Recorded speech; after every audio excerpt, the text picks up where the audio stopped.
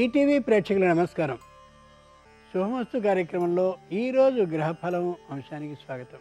ఈనాటి గ్రహఫలం అంశంలో నేటి గ్రహాల స్థితి గతుల ఆధారంగా ద్వాదశ రాశుల వారికి కలిగే శుభాశుభ ఫలితాలని తెలుసుకుందాం. లక్ష్మీదేవి అనగానే ధనం మాత్రమే అనుకుంటాం. శుక్రవారం లక్ష్మీదేవికి అత్యంత ప్రీతికరమైనటువంటి రోజు. బుద్ధి కలిగి ఉండడం ఒక సంపద, మంచి గుణం కలిగి ఉండడం ఒక సంపద, ధనాన్ని కలిగి ఉండడం ఒక సంపద, ఐకమత్యాన్ని కలిగి ఉండడం ఒక సంపద. ఇలా ఇన్ని సంపదలు కలగాలి అంటే శుక్రవారం సందర్భంగా శ్రీ మహాలక్ష్మిని ద్వాదశ రాశుల వారు ఏ విధమైన విధి విధానాలతో అర్చించాలో ఆ విశేషాలను తెలుసుకుందాం. మీకు ధనం సకాలంలో అందుబాటు కావడం లేదా? పెట్టినటువంటి ధనానికి తగినటువంటి ప్రతిఫలం లభించడం లేదా? ఆర్థికమైనటువంటి ఇబ్బందుల్లో ఉన్నారా? అయినట్లయితే శుక్రవారం సందర్భంగా ఏ విధమైనటువంటి విధి విధానాల్ని ఇంట్లో పాటించాలో, నియమాల్ని కలిగి ఉండాలో ఆ విశేషాల్ని మన ధర్మం శీర్షికలో తెలుసుకుందాం. ముందుగా నేటి పంచాంగం. స్వస్తి శ్రీ శార్వరనామ సంవత్సరం ఉత్తరాయణం శిశిర ఋతువు ఫాల్గుణ మాసం బహుళపక్షం. ఇక క్రమంగా మేషాది ద్వాదశ రాశుల వారి ఫలితాలని పరిశీలించుద్దాం. ముందుగా మేషరాశి.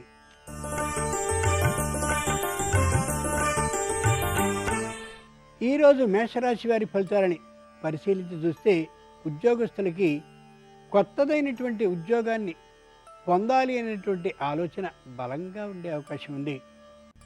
మహిళల్లో సానుకూల దృక్పథం కనిపిస్తుంది. కుటుంబంలో ఏ విధమైనటువంటి స్పర్ధ అంటే పట్టుదల ఉండదు.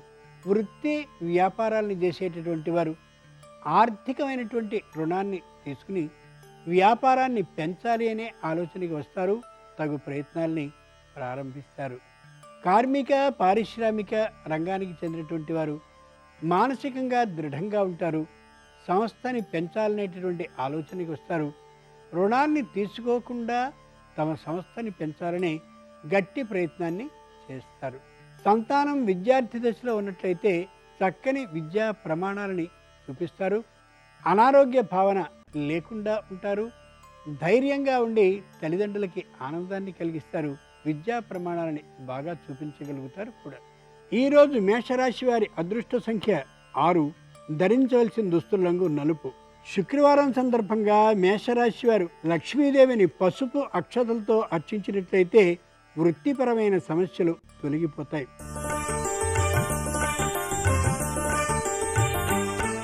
ఈరోజు వృషభ రాశి వారి ఫలితాలని పరిశీలించి చూస్తే ప్రతి పనిని ఇష్టంగా చేస్తారు.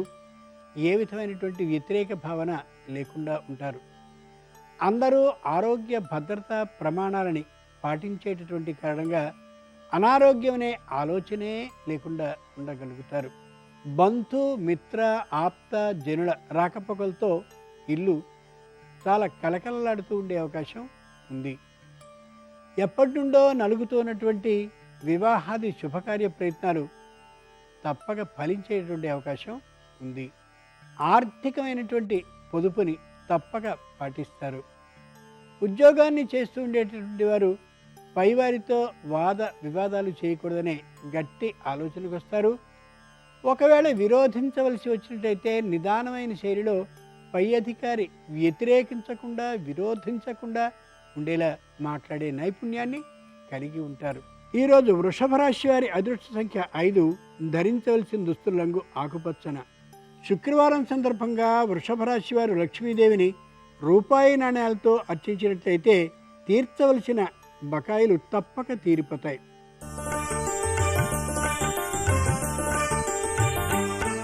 ఈరోజు మిథున రాశి వారి ఫలితాలని పరిశీలించి చూస్తే మానసికంగా దృఢంగా ఉంటారు. దూర ప్రాంతంలో ఉండేటటువంటి సంతానాన్ని అలాగే ఆస్తిపాస్తుల్ని తప్పక ఒకసారి వెళ్ళి చూసుకుందామనేటటువంటి బలమైన ఆలోచనని కలిగి ఉంటారు. విద్యార్థులకి విద్య ఒక భారమైనటువంటి వస్తువుగా అనిపిస్తూ ఉంటుంది. అంచేత సరైనటువంటి గురువు దగ్గర వారికి చదువుని ఏర్పాటు చేసేటటువంటి విధం ఆలోచించాలి తల్లిదండ్రులు.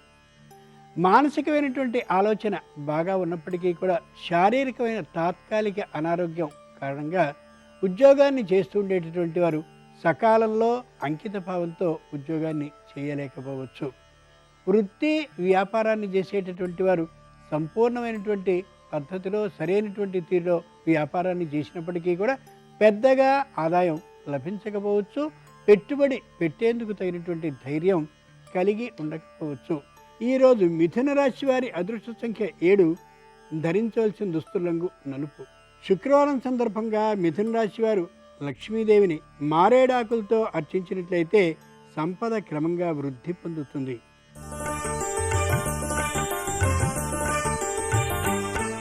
ఈరోజు కర్కాటక రాశి వారి ఫలితాలని పరిశీలించి చూస్తే మానసికంగా దృఢంగా ఉంటారు.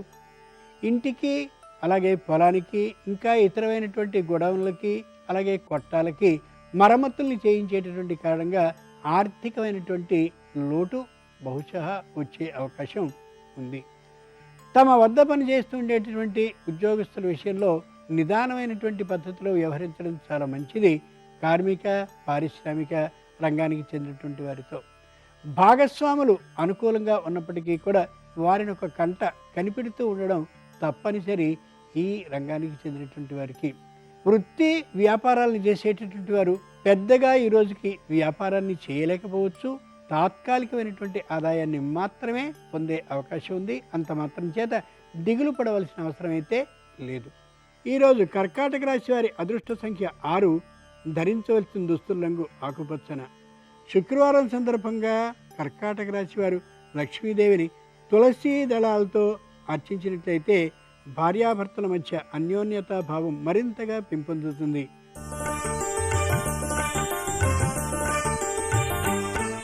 ఈరోజు సింహరాశి వారి ఫలితాలని పరిశీలించి చూస్తే తప్పక సంఘానికి అధికారిగా ఎన్నిక అయ్యేటటువంటి అవకాశం గోచరిస్తోంది. ఆ కారణంగా ఎక్కువసేపు వారికే కేటాయించవలసిన అవసరం ఏర్పడవచ్చు కూడా. ఆర్థికమైనటువంటి లాభం బాగా కలిగి ఉంటారు. పొలాన్ని కానీ ఇంటిని కానీ కొనుక్కునే అవకాశం ఉంది. సంతాన లాభం కూడా ఉంది. ఉద్యోగంలో ఏ విధమైనటువంటి ఇబ్బందులు లేకుండా ఉండే తీరుగా చక్కనైనటువంటి మెళకువలతో ఉద్యోగాన్ని చేసుకోగలుగుతారు ఉద్యోగస్తులు. కార్మిక పారిశ్రామిక రంగానికి చెందినటువంటి వారు వస్తువులని పరికరాలని దిగుమతి చేసుకోవాలని అనుకున్నప్పటికీ కూడా ఆర్థికమైనటువంటి లోటు కారణంగా ఆ పనిని పూర్తి చేసుకోలేకపోవచ్చు.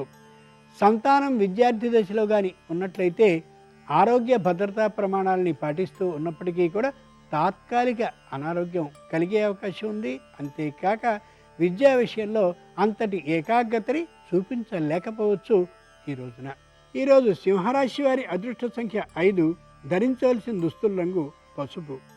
శుక్రవారం సందర్భంగా సింహరాశి వారు లక్ష్మీదేవిని తమలపాకులతో అర్చించినట్లయితే దృష్టి దోష నివారణ అయ్యే అవకాశం ఉంది.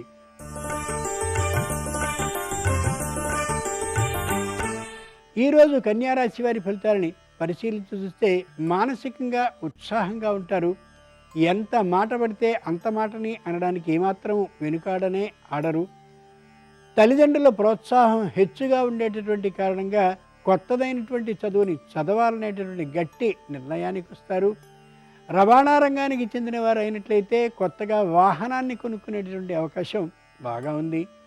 విద్యుత్తు మొదలైనటువంటి ఆ రంగాలకి చెందినటువంటి వారికి ఎప్పటి నుండో రావాల్సినటువంటి బకాయిలు తిరిగి వచ్చే అవకాశం ఉంది. చెక్క పని చేసేటటువంటి వారికి కొత్తమైనటువంటి మెళకువలు తెలిసే కారణంగాను, అంతేకాక తమ ప్రతిభ బాగా 10 మందికి తెలిసేటటువంటి కారణంగాను చేతి నిండుగా పని ఉండే అవకాశం గోచరిస్తోంది. ఈరోజు కన్యారాశి వారి అదృష్ట సంఖ్య 5. ధరించవలసిన దుస్తుల రంగు నీలం. శుక్రవారం సందర్భంగా కన్యారాశి వారు మహాలక్ష్మీదేవిని సింధూరంతో అర్చించినట్లయితే క్లిష్ట సమస్యలు పరిష్కరింపబడతాయి.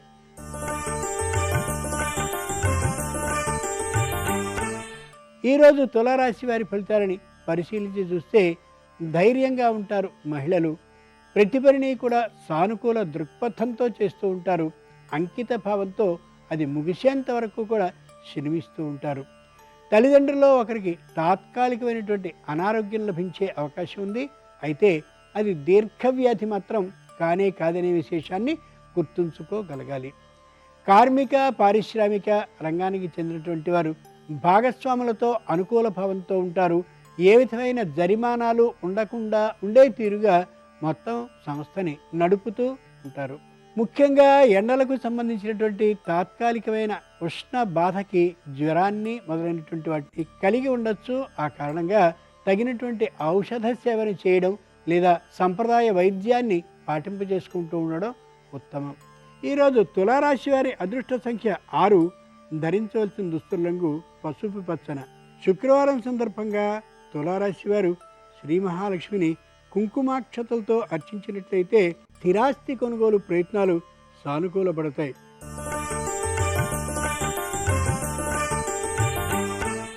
ఈరోజు వృశ్చిక రాశి వారి ఫలితాలని పరిశీలించి చూస్తే విదేశాల్లో ఉన్నటువంటి వారు స్వదేశాలకి, స్వదేశాల్లో ఉన్నటువంటి వారు విదేశాలకి ఓ ముఖ్యమైనటువంటి పని మీద వెళ్ళవలసిన అవసరం బలంగా రావచ్చు.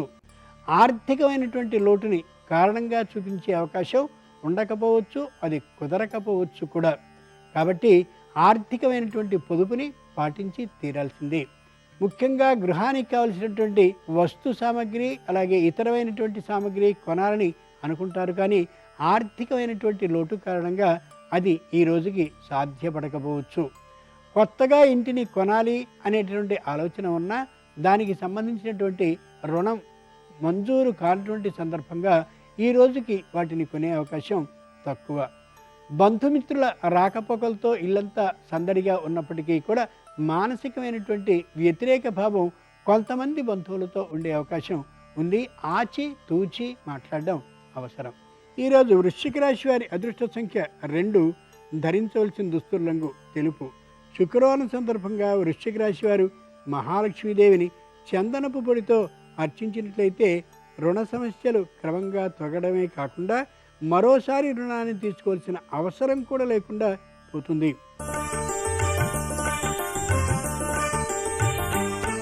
ఈరోజు ధనురాశి వారి ఫలితాలని పరిశీలించి చూస్తే ఉత్సాహంగా ఉండగలుగుతారు. మహిళలు వ్యాపారాన్ని చేయాలనేటువంటి కొత్త ఆలోచనకి కూడా వస్తారు. ఇంతేకాక వృత్తి వ్యాపారాలను చేసేటటువంటి వారు మరో సంస్థని ప్రారంభిద్దామనేటటువంటి ఆలోచనతో ఆర్థికమైనటువంటి బలం కోసం బంధువుల్ని మిత్రుల్ని కొంత అడిగేటటువంటి అవకాశం ఉంది. అది అర్ధ ఫలితం, అంటే సగం మాత్రమే ఫలించే అవకాశం కనిపిస్తుంది. కార్మిక పారిశ్రామిక రంగానికి చెందినటువంటి వారు దగ్గర ప్రాంతంలోనే కొత్త కొత్త వస్తువులన్నింటినీ కూడా చేయించి దాని ద్వారా వ్యాపారాన్ని చేసే అవకాశం గోచరిస్తోంది. ఆ వ్యాపారం మధ్యమంగా ఉంటుంది, కానీ విశేష లాభాన్ని ఇచ్చేదిగా ప్రస్తుతానికి ఉండకపోవచ్చు. ఈరోజు ధనురాశి వారి అదృష్ట సంఖ్య 1. ధరించవలసిన దుస్తుల రంగు ఆకుపచ్చన.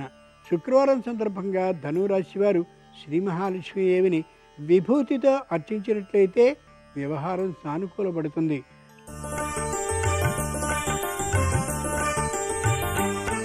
ఈరోజు మకర రాశి వారి ఫలితాలని పరిశీలించి చూస్తే వ్యాపార అభివృద్ధి కోసమని ప్రత్యేకమైనటువంటి ప్రణాళికను ఒకటి వేసుకుని దాన్ని అమలు చేస్తూ ఉండొచ్చు. భార్యాభర్తల మధ్య అన్యోన్య భావం మరింతగా పెంపొందే అవకాశం ఉంది. స్థిరమైన ఆస్తిని కొనాలి అనే ఆలోచనకు వస్తారు, కానీ ఆర్థికమైనటువంటి లోటు కారణంగా అది ఈ రోజుకి పరిపూర్తి కాకపోవచ్చు. ముఖ్యంగా ఈ రాశివారు ఆర్థికమైనటువంటి ఆ విజయం కోసమని అనేకమైనటువంటి రుణాలను చేయాలనే ఆలోచనకు వస్తారు. అయితే అంత ధైర్యం లేని కారణంగా ఆర్థికమైన రుణాన్ని చేయడానికి సంకోచిస్తారు కూడా. సంతానంలో ఒకరికి తాత్కాలిక అనారోగ్యం గోచరిస్తుంది. అది దీర్ఘకాలిక వ్యాధి కాదు కాబట్టి భయపడవలసిన అవసరం లేదు. అయితే ఔషధ సేవని మాత్రం కొనసాగిస్తూ ఉండడం ఉత్తమం. ఈరోజు మకర రాశి వారి అదృష్ట సంఖ్య 2. ధరించవలసిన దుస్తుల రంగు పసుపు పచ్చన. శుక్రవారం సందర్భంగా మకర రాశి వారు శ్రీ మహాలక్ష్మీదేవిని పసుపు జలంతో అభిషేకించినట్లయితే మనోబలం పెరిగే అవకాశం ఉంటుంది.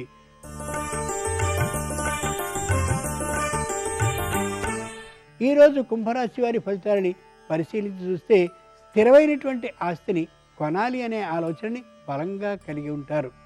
దైవ దర్శనం కోసమని విశేషమైనటువంటి దూరాన్ని ప్రయాణించాలనే గట్టి నిర్ణయంతో ఉంటారు.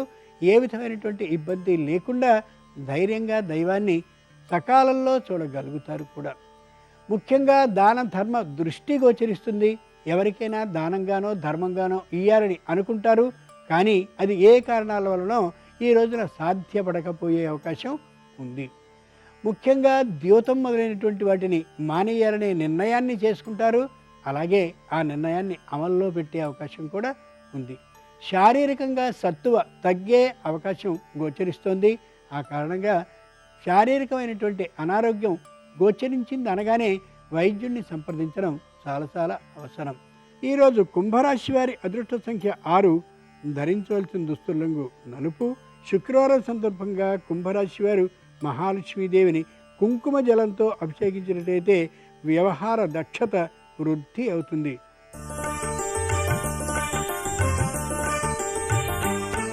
ఈరోజు మీనరాశి వారి ఫలితాలని పరిశీలించి చూస్తే క్రొత్తగా వచ్చినటువంటి వారిని అందరినీ కూడా నమ్మే ఆలోచన గోచరిస్తోంది. కొత్తగా వచ్చిన వారిని నమ్మడం అనేది ఏమాత్రమూ సరికాదనే విషయం తెలిసినా అకస్మాత్తుగా నమ్మే అవకాశం గోచరిస్తోంది. జాగ్రత్తగా ఆలోచించుకుని ప్రవర్తించాలి. వృత్తి వ్యాపారాలు చేసేటటువంటి వారికి ఆర్థికమైనటువంటి లాభం బాగా ఉంటుంది.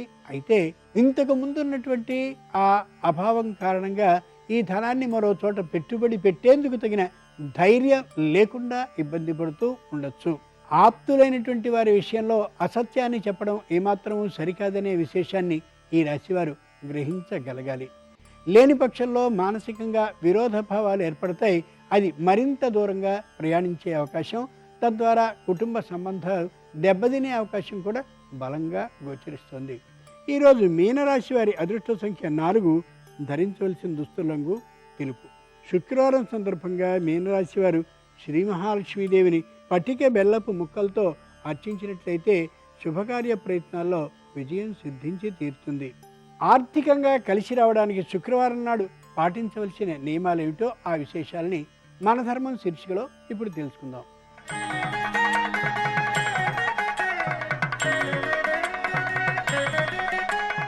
తెల్లటి పొలతో గోపూజని చేయించడం వల్ల లక్ష్మీదేవికి సంతృప్తి కలుగుతుంది. 108 నామాలతో లక్ష్మీదేవికి అష్టోత్తర శతనామ పూజని చేయించడం శ్రేయస్కరం. దగ్గరలో ఉన్న మహాలక్ష్మి ఆలయానికి వెళ్ళి శుక్రవారం రోజున 50 ప్రదక్షిణాలకి తక్కువ కాకుండా నిర్వహించండి. శుక్రవారం నాడు లక్ష్మీ అష్టకం, లక్ష్మీ స్తోత్రాన్ని పారాయణ చేయడం మంచిది. 20 శుక్రవారాల పాటు ఉపవాసాన్ని చేసి ఆఖరి శుక్రవారం నాడు లక్ష్మీ అష్టోత్తర పూజతో పాటు శుక్రగ్రహ అష్టోత్తర పూజని కూడా జరిపించినట్లయితే లక్ష్మీదేవి మన ఇంట్లోనే ఉండే అవకాశం ఉంటుంది. మహాలక్ష్మి ఆలయంలో పేదలకి సాధువులకి ప్రసాదాలని సమర్పించడం ఉత్తమం. శుక్రవారం రోజున బియ్యపు పాయసం మహాలక్ష్మికి నివేదన చేసి ఆ ప్రసాదాన్ని స్వీకరించాలి. వెండి పాత్రలో పాలని పోసి దాన్ని వేద పండితులకి దానంగా ఇయ్యడం మంచిది. శుక్ర గాయత్రి కానీ లక్ష్మీ గాయత్రి కానీ రోజుకి 11 సార్లు 6 నెలల పాటు జపించి చివరి రోజున పాయసాన్ని నైవేద్యంగా సమర్పించాలి.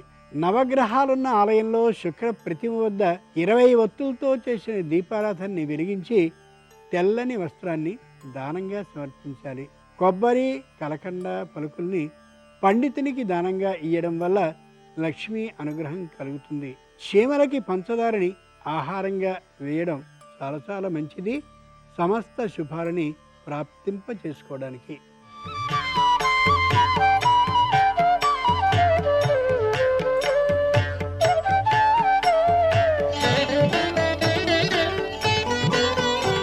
శుభమస్తు కార్యక్రమంలో గృహబలం అంశానికి స్వాగతం.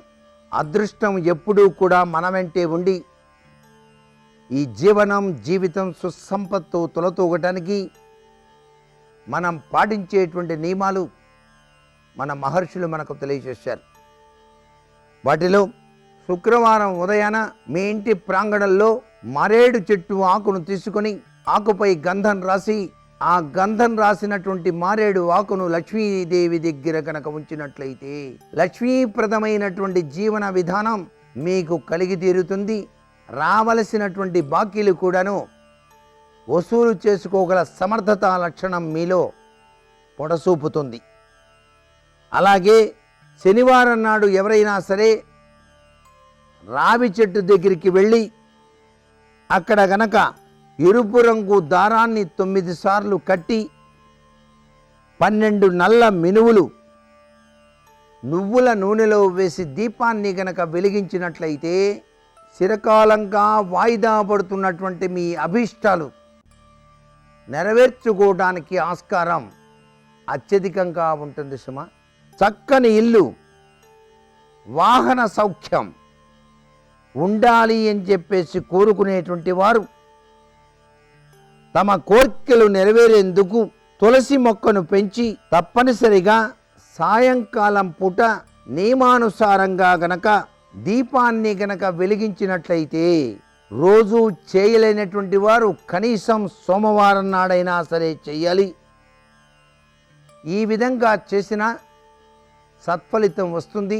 శివభగవాన్ని మాత్రం మల్లెపూలతో గనక పూజ చేసినట్లయితే గృహయోగము, వాహన సౌఖ్యము సిద్ధింపచేసుకోవటానికి ఆస్కారం అత్యధికంగా ఉంటుంది సుమ. వివాహం కావలసినటువంటి అమ్మాయిలు శ్రీరామచరితమానసం బాలకాండలోని శివపార్వతుల ఘట్టం ప్రతినిత్యం కూడాను పఠించటం వల్ల ప్రతి గురువారం కూడాను పసుపు వస్త్రాలు, శుక్రవారం నాడు తెలుపు రంగు వస్త్రాలు ధరించడం వల్ల ఇలా 4 వారాలు గనక ఆచరించినట్లయితే మంచి సంబంధం వచ్చి తీరుతుంది. 4 వారాల్లో కూడాను ధరించినటువంటి వస్త్రాలు మళ్ళీ మళ్ళీ కట్టుకోరాదు. దీన్ని పాటించినట్లయితే వివాహం కావలసినటువంటి వారికి వివాహం కావటానికి ఆస్కారం ఎక్కువగా ఉంది. జీవితం నిస్సారంగా లేకుండా చక్కటి ఆనందకరమైనటువంటి ప్రభావంతో మీరు సంపూర్ణ శుభాలు సాధింపచేసుకోవడానికి బుధవారం తప్పనిసరిగా మౌనవ్రతం అనేటువంటిది పాటించటం శతవిధాలా మంచిది. కాసేపైనా సరే మౌనవ్రతం పాటించేటువంటి విధి విధానాన్ని ఆచరించేటువంటి లక్షణాలు సర్వ విధాలా కూడా శ్రేయోదాయకవంతమైన ప్రభావాన్ని ఇస్తాయి. పితృశాపం కారణంగా కొన్ని తెలియని విపత్కర పరిస్థితులు కనుక ఏర్పడుతూ ఉన్నప్పుడు తప్పనిసరిగా అమావాస్య తిథి నాడు దక్షిణ దిశగా నుంచొని పితృదేవతలను స్మరిస్తూ నువ్వులు నీరు కలిపి తర్పణం కనుక విడిచినట్లయితే తెలిసి తెలియక చేసినటువంటి కొన్ని విషయాలలో ఆయా శాప లక్షణాలన్నీ కూడా తొలగిపోయి పరిపూర్ణవంతమైనటువంటి సౌఖ్యప్రదమైనటువంటి జీవనం మీకు కలిగించడానికి పితృదేవతలు తమ ఆశీస్సులను మీకు అందజేయటం జరుగుతుంది. ఇది అమావాస్య తిథికి ఉన్నటువంటి ప్రత్యేకమైనటువంటి ప్రభావం. అలాగే తెలిసి తెలియక జాతకరీత్యా కానివ్వండి, మరే విధంగా కానివ్వండి, సంభవించేటువంటి ఉపద్రవాల నుంచి మీరు రక్షింపచేసుకోవటానికి, మీ దుష్కర్మలు పోగొట్టుకోవటానికి మీరు స్నానం చేసేటువంటి సమయంలో దొడ్డుప్పును కొద్దిగా నీటిలో వేసుకొని కనుక ప్రతినిత్యం కనుక స్నానం ఆచరించినట్లయితే కంటికి కనిపించని దుష్కర్మలన్నీ కూడాను పటాపంచలైపోయి మానసికమైనటువంటి శాంతితో అదృష్టకరమైన ప్రభావాలతో మీరు జీవనాన్ని కొనసాగించడానికి ఆస్కారం అత్యధికంగా ఉంటుంది. ఎంత ప్రయత్నం చేసినప్పటికీ కూడాను మిమ్మల్ని పట్టి పీడిస్తూ ఉన్నటువంటి కొన్ని అలవాట్లు మానలేకపోతున్నారా? అయితే ఆ అలవాట్ల నుంచి బయటపడటానికి మీరు ఆచరించవలసినటువంటి విధి విధానాల రీత్యా విసిని కర్ర మంచి రోజున మీ యొక్క పడక గదిలో ఉంచండి. పడక గదిలో నెమలి పింఛంతో చేసినటువంటి విసినకర్ర ఉండటం వలన మిమ్మల్ని పట్టి పీడిస్తూ ఉన్నటువంటి దురలవాట్ల నుంచి బయటపడటానికి కూడా ఆస్కారం అత్యధికంగా కనిపిస్తుంది సుమా. ఆ శరవణ భవుడు మీ యొక్క మనసుకు ప్రశాంతతను కలిగింపచేస్తాడు. మరికొన్ని ముఖ్య విషయాలు రేపటి శుభమస్తు కార్యక్రమంలోని గృహలంశలో తెలుసుకుందామా? మరి సర్వే జనాః సుఖినో భవంతు.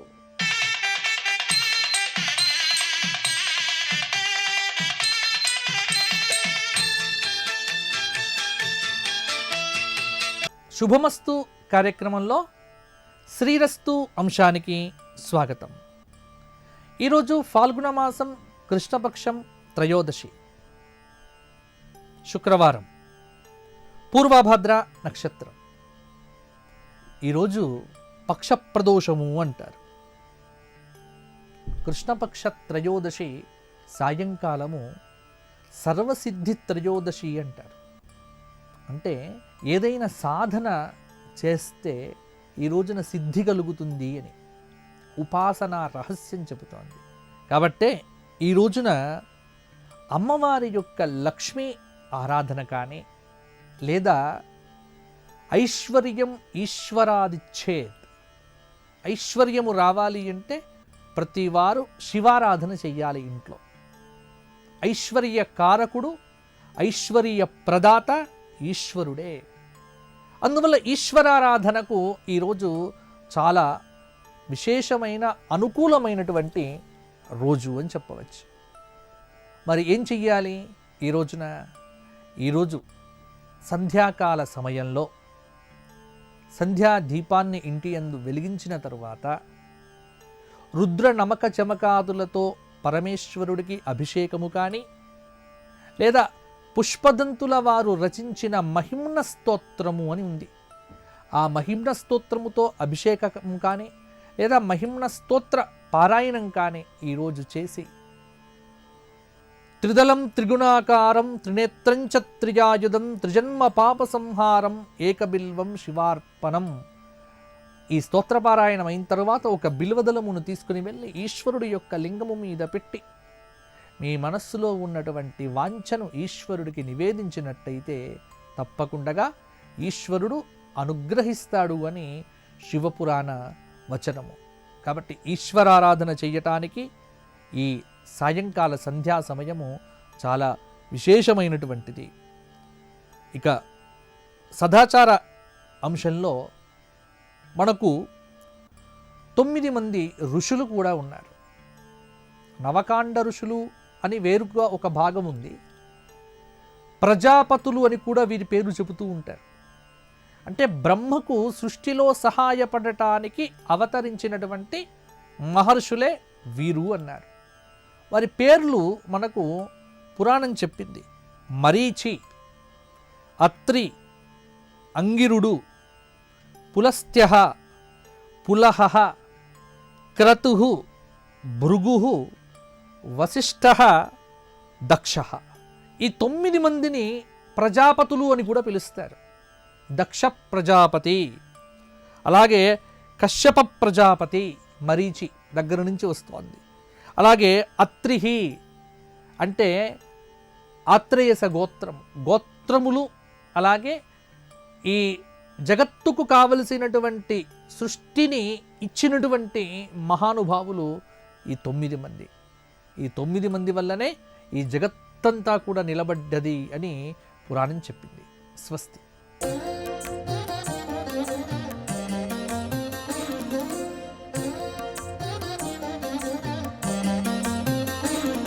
శుభోదయం. శుభమస్తు కార్యక్రమంలో విజయోస్తు అనే అంశానికి స్వాగతం. జీవితంలో విజయం పొందాలి అనేది ఒక కాంక్ష, బలీయమైనది. సాహిత్యపరంగా ఈ కాంక్షకు లిలీష అన్న పేరుంది. ఏ పని అయినా కూడా పట్టుదలతో సాధించాలి అనే సంకల్పం మనలో ఉన్నప్పుడే విజయవంతంగా ఆ పనిని పూర్తి చేయగలుగుతాం. 10 మంది మనల్ని విజయోస్తు అని ఆశీర్వదించగలుగుతారు. అలాంటి విజయకాంక్ష మనలో పెరగాలి అంటే శుక్రవారం నాడు దుర్గాదేవిని ఎరుపు రంగు పుష్పాలతో పూజించాలి. మందారం పుష్పాలతో లేక ఎరుపు రంగులో ఉండేటటువంటి గన్నేరు పుష్పాలతో, గులాబీ పువ్వులతో, ఇవేవి కూడా లేని పక్షంలో మల్లె పువ్వులైనా సరే కుంకుమలో అద్ది వాటి ద్వారా అమ్మవారిని పూజిస్తూ అమ్మవారికి ప్రీతికరంగా శ్రీమాత శ్రీ మహారాజ్ఞి శ్రీమత్ సింహాసనేశ్వరి 16 అక్షరాలు ఉండేటటువంటి లలిత సహస్రనామావళిలో ఉండేటటువంటి మొదటి చరణాన్ని, ఈ ఒక్క చరణాన్ని మాత్రమే 16 సార్లు పారాయణ చేస్తే ఆత్మవిశ్వాసం రెట్టింపు అవుతుంది. శ్రీమాత శ్రీ మహారాజ్ఞి శ్రీమత్ సింహాసనేశ్వరి, ఇది మొదటి చరణం. చిదగ్నికుండ సంభూత నామావళిలో ఇక్కడి నుంచి 4వ నామం ప్రారంభమవుతుంది. మొదటి 3 నామాలు మనకు 3 లోకాలపైన ఆధిపత్యాన్ని కలిగించేంత గొప్ప ఉత్సాహాన్ని, ఆత్మవిశ్వాసాన్ని మనకు అందిస్తాయి. శుక్రవారం నాడు అమ్మవారికి ప్రీతికరంగా శ్రీచక్రారాధన చేసేవారు కానీ, విగ్రహారాధన చేసేటటువంటి వారు కానీ, కన్యామణి రూపంలో చిన్నారి బాలికలకు బహుమతులు అందించేవారు కానీ, అమ్మకు నమస్కారం చేసేవారు కానీ, అక్క చెల్లెళ్ళను గౌరవించేటటువంటి వారు కానీ, సమస్త స్త్రీలోకాన్ని గౌరవించేటటువంటి వారు కానీ అందరూ కూడా పాటించవలసిన అద్భుతమైన పరిష్కారం ఒకటి ఉంది. స్త్రీలకు ప్రత్యేకంగా ఈ రోజున పసుపు కుంకుమలు అందజేయడం, ఎరుపు రంగులో ఉండే గాజులు అందించడం. శ్రీం అన్న అక్షరానికి సంపద, బంగారము, సౌభాగ్యము, జ్ఞానము, ధనము ఎన్ని అర్థాలున్నాయో అంతకంటే మించి నీడలాగా మరో అర్థం కూడా ఉంది, విషం అనే అర్థం. విషం కాలకూట విషం, ఇది మనకు సంబంధించింది కాదు. పరమేశ్వరుడు స్వీకరించాడు, గరళకంఠుడయ్యాడు, కంఠంలో దాచుకున్నాడు, మనకందరికీ కూడా అమృతమయమైనటువంటి సంపదలను అనుగ్రహించాడు, సంతోషాన్ని ప్రసాదించాడు. అలాంటి ఆలోచనలతో శ్రీం అన్న శబ్దాన్ని మనం జపం చేస్తూ ఎరుపు రంగులో ఉండేటటువంటి వస్తువులను, పుష్పాలను, బహుమతులను, దుస్తులను, తీపి పదార్థాలను ఏవైనా కూడా ఎరుపు రంగులో ఉండేటటువంటి వాటిని ఈ రోజున బాలికలకు ప్రత్యేకంగా బహుమతిగా అందించాలి. చిన్నారి బాలబాలికలకి ప్రీతికరంగా ఎరుపు రంగులో ఉండే గాజులు, బొట్టు బిళ్ళలు, కుంకుమ, అలాగే రిబ్బన్లు, ఎరుపు రంగులో ఉండే గౌను, దుస్తులు ఇలా అందిస్తే వారు ఆనందిస్తారు. పరోక్ష ప్రియ ఇవహి దేవా అని వేద ప్రమాణం. పరమాత్మ కూడా పరోక్ష రూపంలో మనకు అనుగ్రహాన్ని కురిపిస్తుంది అంటూ వేదం చెబుతుంది.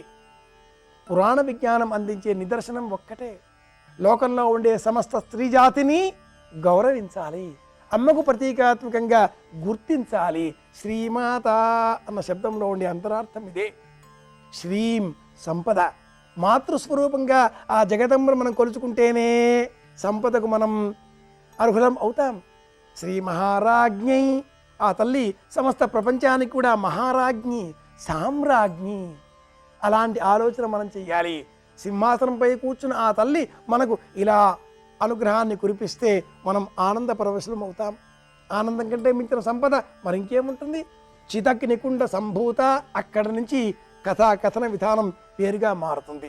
కనుక వృత్తి వ్యాపారాలలో అభివృద్ధి పొందాలి, డబ్బు బాగా కావాలి, వ్యాపారంలో అభివృద్ధి చెందాలి, ఉద్యోగంలో ప్రమోషన్ కావాలి, విద్యార్థులంతా కూడా బాగా చదువుకోవాలి.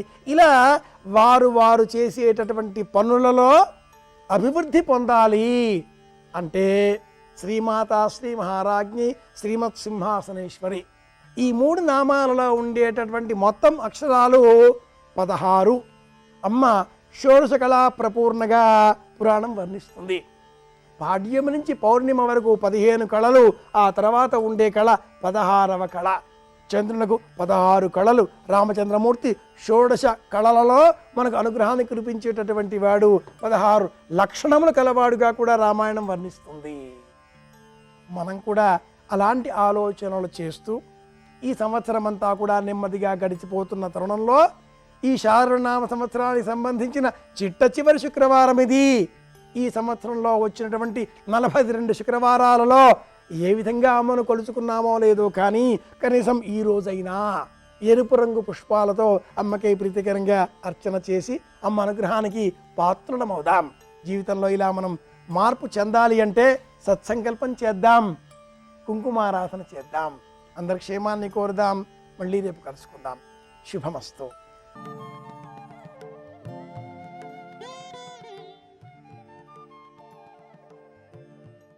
श्रीयाञ्जनेयं प्रसन्नाञ्जनेयं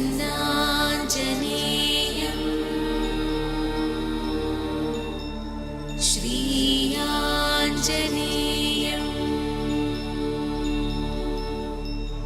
प्रसन्नाञ्जनेयम्.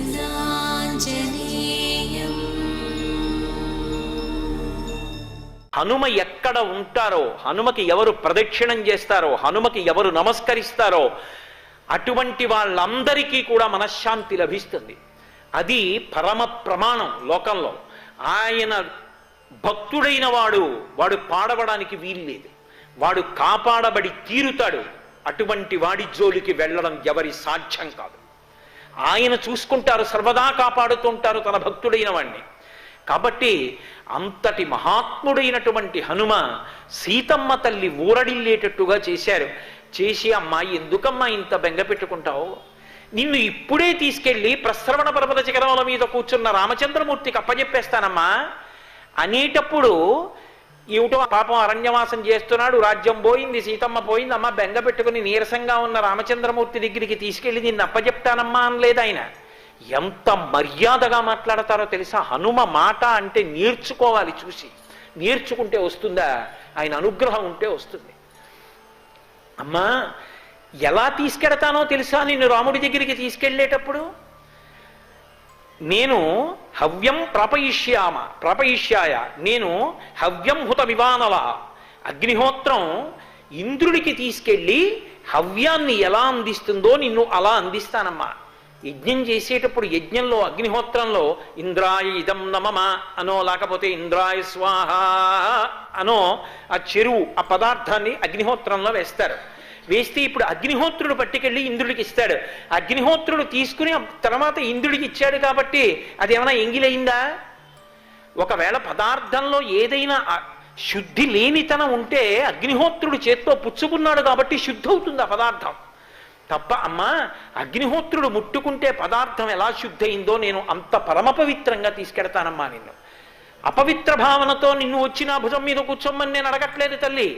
ఎంత అందంగా మాట్లాడారో చూడండి. అమ్మా నిన్ను తీసుకెళ్ళి వెంటనే ప్రశ్రవణ పర్వత శిఖరముల మీదున్న రాముడికి సమర్పిస్తాను. సమర్పించి శతక్రతమివాసీనం నాగరాజస్య మూర్ధని అంటారు. 100 క్రతువులు చేసి ఇంద్ర పదవిలో కూర్చున్నటువంటి ఇంద్రుడు ఎంత ఠీవిగా ఉంటాడో ప్రశ్రవణ పర్వతం మీద కూర్చున్న రాముడు అంత ఠీవిగా ఉంటాడు. ఆయనకి నిన్ను సమర్పిస్తానమ్మా. హవ్యం హుతమివానలా, హవ్యాన్ని పట్టుకెళ్ళి అగ్నిహోత్రుడు దేవతలకు అందించినంత పవిత్రంగా అందిస్తానమ్మా, వచ్చి కూర్చో భుజం మీద. ఆవిడంది, హనుమా నువ్వు ఇంతున్నావా, పిల్లి పిల్లంతున్నారు అప్పుడు, నీకో ఇంత భుజమా, దాని మీద నేను కూర్చోనా? బ్రహ్మచారి కదూ, బాధపడ్డారమ్మా నేనంటే ఇంతే అనుకుంటున్నావా? చూడమ్మా నా రూపం ఏమిటో అన్నారు. మేరుమందర సంకాశౌ భబౌదిప్తా నరప్రభాగ్రతం వ్యవతస్తే చా సీతాయా అనరోత్తమ. మేరు పర్వత శిఖరాలు ఎలా పెరిగిపోతాయో అలా పెరిగిపోయారు.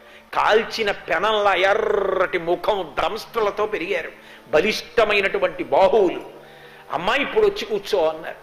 ఆ తల్లి బోలుడన్ని కారణాలు చెప్పి ఆఖరణంది, భర్తుభక్తిం పురస్కృత్య రామదంద్యస్య వానరాన స్పృశామి శరీరంతో పుంసో వానర పుంగవ. మహాపతివ్రతా ధర్మాన్ని పాటిస్తున్నాదానన కానక నేను నా భర్తని తప్ప ఇతర పురుషుల్ని నా చేతితో స్పృశించను హనుమా, అందుకని రాలేను. ఆయన అన్నారు, అమ్మా యుక్త రూపం స్వయాదేవి భాషితం శుభదర్శనం సదృశం స్త్రీస్వరూపస్యా సాధ్వీ వినయస్య చ. అమ్మా నీకు దక్కిందమ్మా ఈ గొప్పతనం. ఇంత కష్టంలో ఉండి కూడా రానన్నావమ్మా. రాముడు లేనప్పుడు రావణుడు అపహరించాడు, రావణుడు లేకుండా రాముడు ఎత్తుకుపోయాడంటారని రాముడే రావాలి, రావణుడిని సంహరించాలి, నన్ను తీసుకెళ్లాలన్నావు. అమ్మా నీ వల్ల కదమ్మా రాముడి కీర్తి నిలబడింది, యథార్థం. ఆ తల్లి రాముడు ఇంతకాలం కనపడలేదని ఒక్క క్షణం ఇంకొకలా ఆలోచించిన ఆమె మనసులో రాముడి స్థానం కించిత్ భ్రంశమైన రాముడి కీర్తి నిలబడి ఉండేదా? రాముడి గౌరవాన్ని నిలబెట్టింది మా అమ్మ సీతమ్మ. అందుకే ఎవరు మాట్లాడగలరమ్మా నీలా? ఎంత అద్భుతంగా మాట్లాడారమ్మా. సీతమ్మ ఒక గొప్ప ప్రశ్న వేసిందండి ఆయన్ని. ఏమయ్యా, కచ్చిత్ పురుషకారంచ దైవంచ ప్రతిపద్యతే. హనుమ, నేను కనపడలేదని బాధపడి శోకంలో ఉండి అసలు భగవంతుణ్ణి కూడా ప్రార్థన చేయడం మానేశాడా? లేకపోతే భగవంతుడు నాకేం ఉపకారం చేశాడని తన పౌరుషాన్ని ఒక్కదాన్నే నమ్ముకుంటున్నాడా? తన పౌరుషంతో పాటుగా భగవంతుణ్ణి కూడా నమ్మే ప్రవర్తిస్తున్నాడా? ఈ రెండూ కలిసి ఉంటే తప్ప కార్యం చక్కబడదు. తన పౌరుషంతో తానుంటూ భగవంతుణ్ణి కూడా ప్రార్థన చేస్తున్నాడా రాముడు? నాకు చెప్పు. కౌసల్య పక్కన లేకపోయినా, సుమిత్ర లేకపోయినా, కైకమ్మ లేకపోయినా, దశరథుడు లేకపోయినా, భరతశత్రుఘ్నులు లేకపోయినా, లక్ష్మణస్వామి లేకపోయినా, రాజ్యమే పోయినా, జటాయువు మరణించినా రాముడు తట్టుకుంటాడు. పక్కన నేను లేకపోతే రాముడు తట్టుకోలేడు. నా ఎందంత ప్రేమ. ఇన్ని నెలలుగా నేను పక్కన లేనని రాముడు శోకం చేత వివశుడయ్యాడా? ఎలా ఉన్నాడయ్యా? లేక నన్ను మరిచిపోయి సీతమ్మ కనపడలేదని అనుకుంటున్నాడా? ఇది చాలా పెద్ద ప్రశ్నిస్మండి. గుండెల్లో ఎంతైనా భార్యగా ఒక చిన్న ములుకు గుచ్చుకుంటూనే ఉంటుంది. అసలు రాముడు ఎలా ఉన్నాడు ఇప్పుడు? అది చెప్పేటప్పుడు జవాబు లేదమ్మా, రాముడు నీ గురించే ఎంత బెంగ పెట్టుకున్నాడో అన్న. నిజమేనా? నిజమేనా? నిజమే చెప్తున్నావా? ఆ బేలతనంలో ఒకటికి 10 మాటలు అడుగుతారు. ఆ ప్రశ్న ఇన్ని మాటలు చెప్పండి, ఆశ్వాసము కలగదు. ఎంత గొప్పగా మాట్లాడారో తెలుసా అండి. మా స్వామి హనుమ తప్ప ఎవరు మాట్లాడగలరు అలా? దానికి జవాబు చెప్పే ముందు శిరస్యంజలి మాధాయ హనుమాన్ భీమ విక్రమ, తల మీద అంజలి ఘటించి వాక్యముత్తరమబ్రవీత్, జవాబు చెప్తూ ఆయన అన్నారు, రాముడు ఇలా ఉన్నాడు అనలేదు. మలయేన చ వింధ్యేన మేరుణా మందరేణ చ దర్ధురేణ చ తే దేవి శపే మూలఫలేన చ అన్నారు. అమ్మా, నేను తిరిగేవి పర్వతాలు. నేను తిరిగే పర్వతాలైనటువంటి మలయ పర్వతం మీద ఒట్టు, మేరు పర్వతం మీద ఒట్టు, మందర పర్వతం మీద ఒట్టు, దుర్ధర పర్వతం మీద ఒట్టు. అమ్మా, నేను తినే కాయలు పళ్ళ మీద ఒట్టు, నేను తాగే నీళ్ల మీద ఒట్టు. నేను నీకు యథార్థం చెప్తున్నానమ్మా.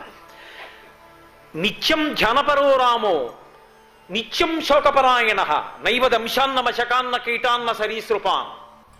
అమ్మా, రాముడు రోజు సీతా సీతా సీతా సీతా అని తలుచుకుంటూనే ఉంటాడు.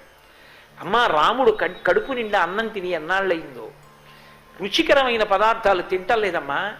గుహలో నీ గురించే ఆలోచిస్తూ పడుకుంటాడు. నైవ దంశాన్న మశకాన్న కీటాన్న సరీసృపాన్. పాములు పాకి వెళ్ళిపోతుంటాయి, గమనించుకోడు. తేళ్లు పాకుతాయి, గమనించడు. జర్రులు పాకుతాయి, గమనించడు.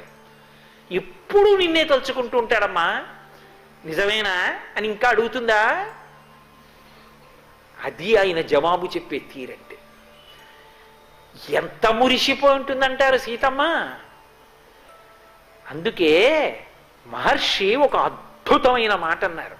హనుమ వెళ్ళి మాట్లాడిన తర్వాత సీతమ్మ ఎలా ఉన్నది అన్నదాని గురించి చెప్తూ ఒక మాట అంటారు. సారామ సంకీర్తన వీత శోక రామస్య శోకేన సమాన శోక శరన్ముఖే సాంబుదశేష చంద్ర నిషేవ వైదేహ్యసుతా బభూవ అన్నారు. వర్షాకాలం వచ్చి అయిపోయి శరత్కాలం వచ్చిన తరువాత ఇంకా కొద్దిగా తెల్లటి మబ్బులు కనపడుతుంటాయి. కొద్దిగా నీరున్న నల్ల మబ్బులంటిది కాదు, తెల్ల మబ్బులు ఇంకా కొద్దిగా అక్కడక్కడా కనపడినట్టు సీతమ్మకి కొద్దిగా శోకం ఉందిట. ఏమిటి శోకం? అయ్యో, నా కోసం ఆయన ఏడుస్తున్నారే అని ఏడుస్తోంది తప్ప ఇప్పుడు రాముడు లేడేమో అని ఏడవడం మానేసింది. రామదూత హనుమాన్ శ్రీరామదూత హనుమాన్.